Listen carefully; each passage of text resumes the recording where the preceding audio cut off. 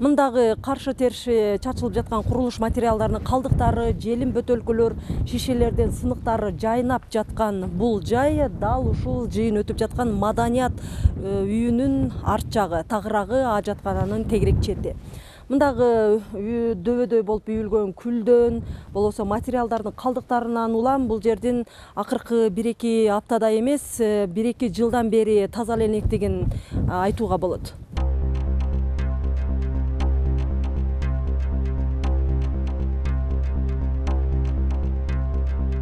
Ал эми Чоң Ай райондук маданият бөлүмү 60-жылдары курулган мекемеде отурушат. 6 айлап кыш болгон районда азыркыга чейин меш колдонулат.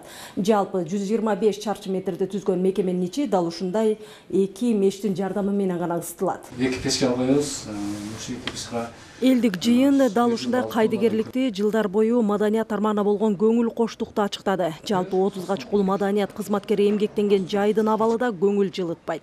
Элге руханий азык тартуулаган кесип ээлери өздөрү жылуу жайга муктаж. Бул жакта китепкана турат, бул жерде фонду бар. Китепти окурман келсе окуй турган жер жок.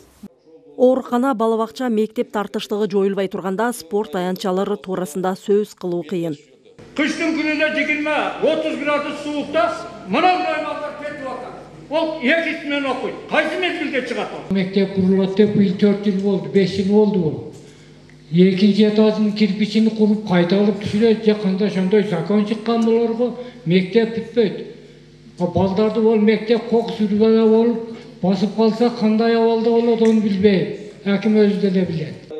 3 Чоң Айыл аймактан турган район кен байлыктарына бай. Жергиликтүү бийликтин айтымында муниципалдык көмүргенин ачуу менен районду дотациядан чыгаруу мүмкүнчүлүгү бар. Кыргызстан боюнча биринчи кылып эксперимент катары ушул Чоң Айылга берди да, мүмкүнчүлүк берди. Ушул район өздөрү лицензия алып көмүр казганга уруксат берди. Азыр мен ошол боюнча маалымат алып атамын. Көмүрдүн калориясы канча экен, запасы канча экен депчи. Ошол кен запасы көп болуп, жакшы иш жүрүшүп кеткен болсо, Кудай буйрса 3 айыл өкмөттөн район дагы толугу менен чыгат дотацияданчы.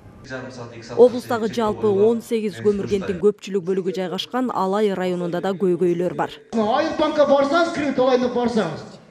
Сенин малың барбы дейт, канча аласың дейт.